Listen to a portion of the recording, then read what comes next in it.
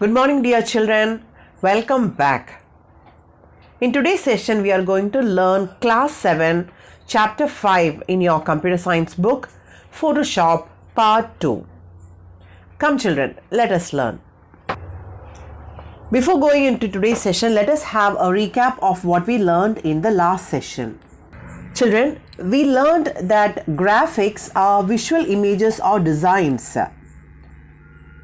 It is also a pictorial representation of data.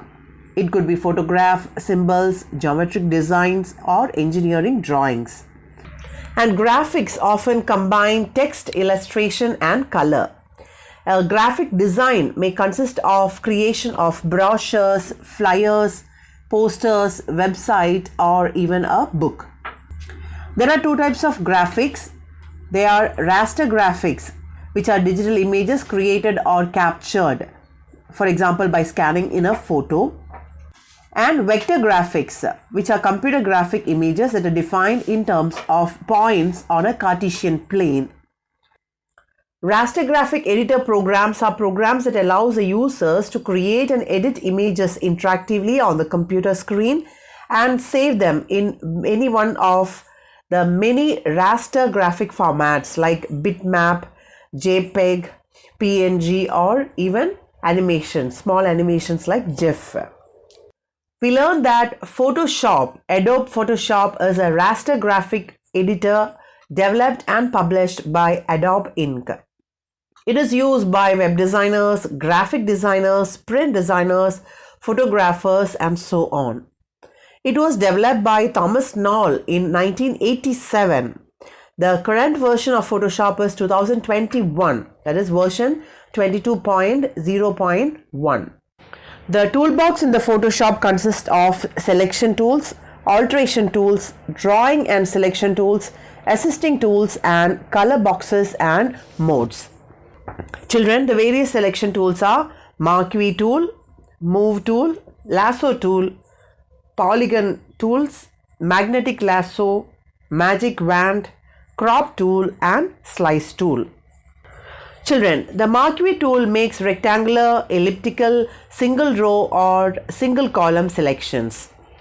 The Move tool moves selections, layers, and guides.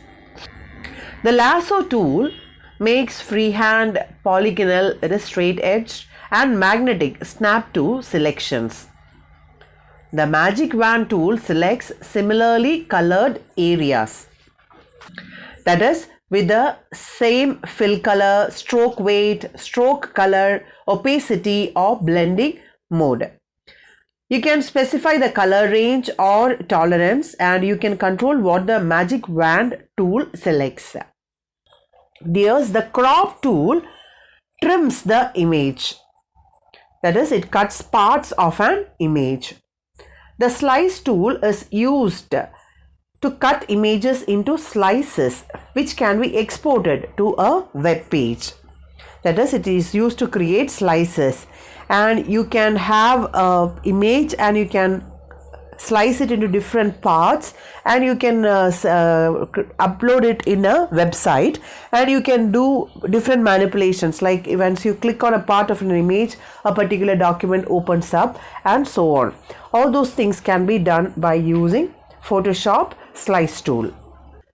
Now it is time for us to learn the alteration tools. They are the Healing brush tool, Clone stamp tool, History brush tool, Eraser tool, Gradient tool, Blur tool, Sponge tool, and so on. Now let us learn about the alteration tools. The first one is Healing brush. Healing brush tool paints with a sample or pattern to repair imperfections in the image. Like, it will correct small blemishes present in the photograph. You can see a small folded picture is there that is being rectified by using Healing brush. The next tool is a brush tool. The brush tool paints brush strokes, that is, it draws lines of various thicknesses and colors. Children, the Clone stamp tool paints with a sample of an image. and it applies over another image or a part of the same image. The art history brush tool paints with stylized strokes that simulate the look of different paint styles using a selected state or snapshot. That is, you can have a same thing like a copy. All the brush strokes will be replicated. The next tool, children, is the eraser tool. It erases pixels and restores parts of an image to a previously saved state. That is, you can use it to remove the parts but not on text. The paint bucket, this is, you are familiar with this one. It fills the similarly colored areas with the foreground color. Children, the next alteration tool is a gradient tool. It applies gradient, that is, create straight line, radial, angle, reflected, diamond, and blends different colors. It can be used to apply gradient fill to a specified part of the image or to an entire layer. The blur tool, children, blurs hard edges of an image. You would have seen in TV shows some parts of the image is blurred. That can be done with the help of blur tool. The smudge tool smudges data in an image. Some data can be rubbed off in an image, smudged, by using the smudge tool. The dodge tool lightens area of an image. You can see where it is applied, the picture has become lighter. So we can have dodge tool. Children, now let us move on to drawing and selection tools. You have the selection tool, that is the arrow. Then you have type tool, pen tool, and rectangle tool. The selection tool, children, selects path and path segments. It makes shape or segment selections showing anchor points. You can see black dots, they are called as anchor points, direction lines, and direction points. The text tool will type the text on an image. For example, you can see pasta is typed there. That is done by using the text tool. The next tool is a pen tool. The pen tool, children, draws smooth edged paths.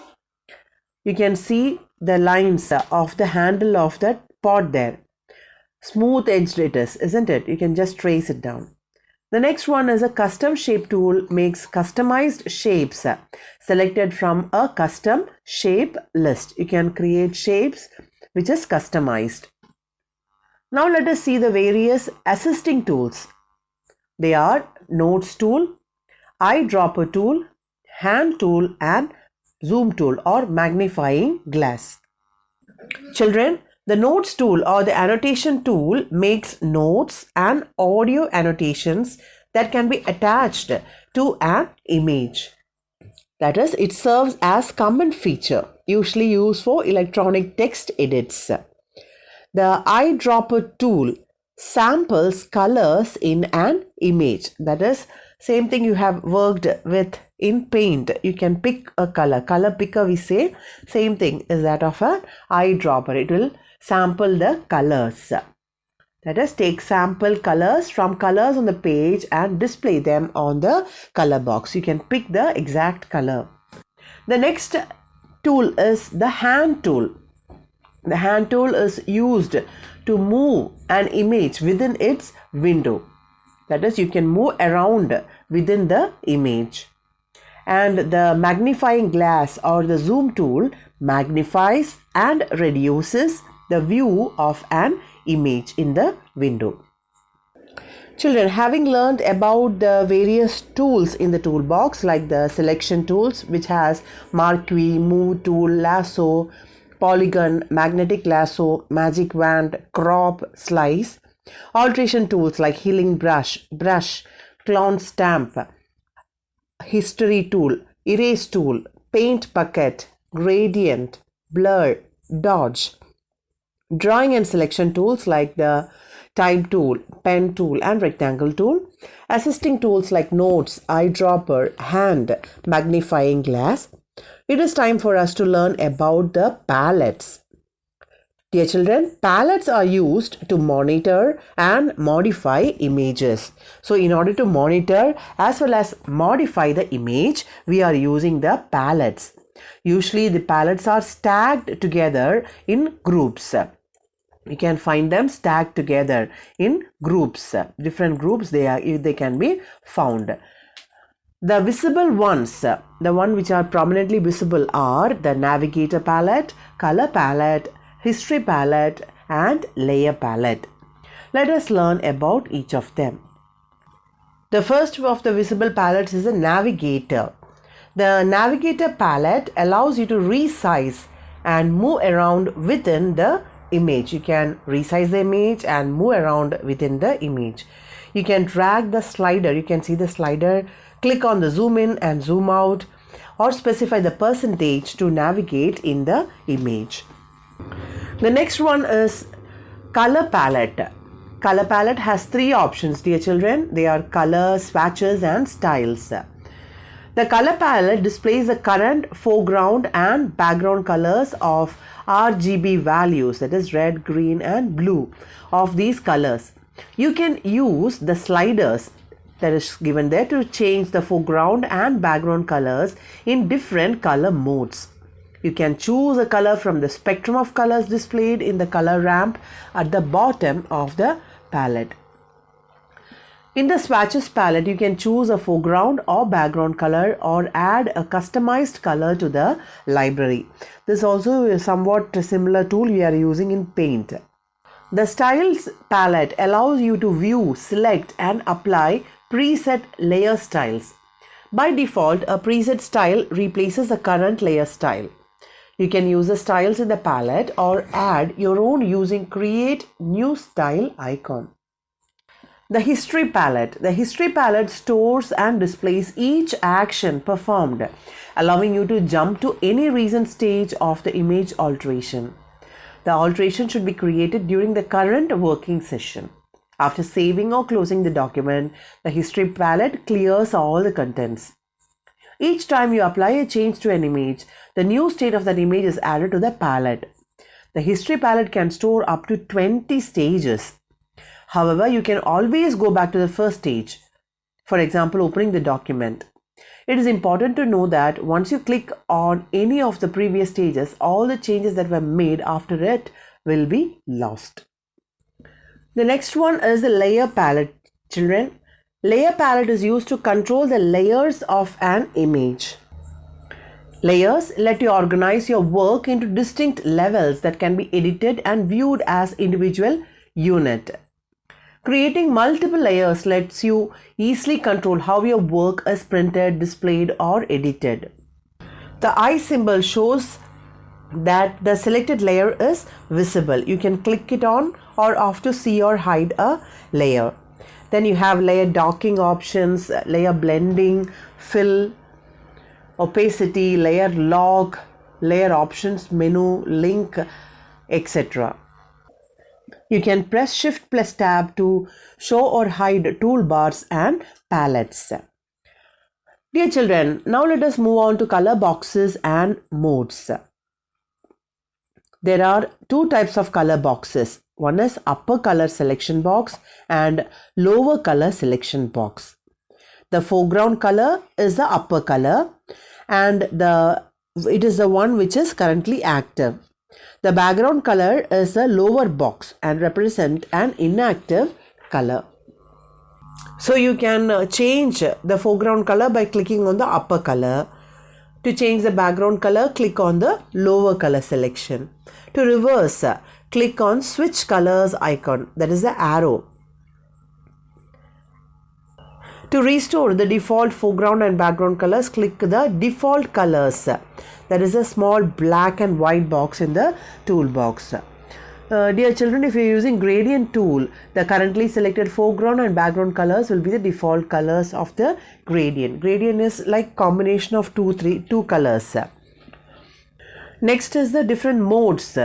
The first one is edit in the standard mode or edit in quick mask mode, used for modifying images in the unmasked or masked area. Then you have the standard screen, full screen with menu bar. Full screen are used for viewing larger or smaller area of the image. That's all for today's session, my dear children. Now it is a small assignment time. Please complete the assignment given in page number 65, that is, identify the following tools in Photoshop. You have to write the names of the tools in that. Thank you for watching, my dear children. For more videos, please visit and subscribe our YouTube channel, youtube.com/Samachir Kalvi Guide. Thank you and stay blessed.